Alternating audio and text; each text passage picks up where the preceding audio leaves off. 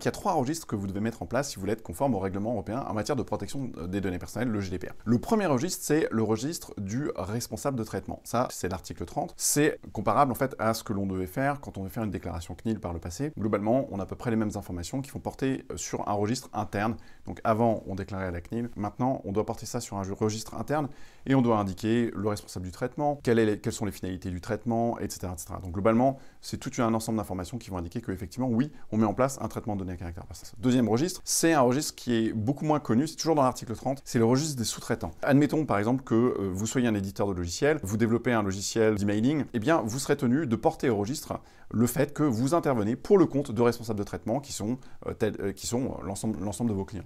Et donc ça, c'est un registre qui est également obligatoire, qui est encore indiqué à l'article 30.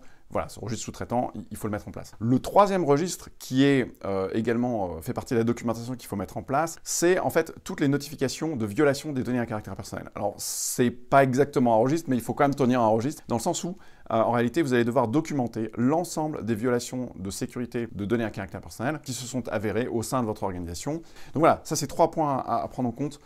Si vous ne l'avez pas fait, commencez à implémenter ces registres. C'est vraiment important d'être conforme. Le registre de responsable du traitement, ça c'est essentiel, c'est un point vraiment vital sur lequel vous devriez travailler. Le registre sous-traitant également, et puis tout ce qui est violation de données à caractère personnel.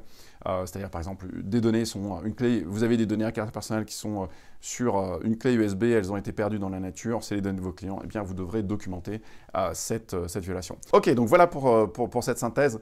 Donc j'espère avoir le plaisir de vous retrouver en formation, et puis sinon, j'espère que ça vous aura avancé à vous mettre en conformité par rapport à l'ensemble des obligations que vous avez de ce côté-là. Voilà, à bientôt.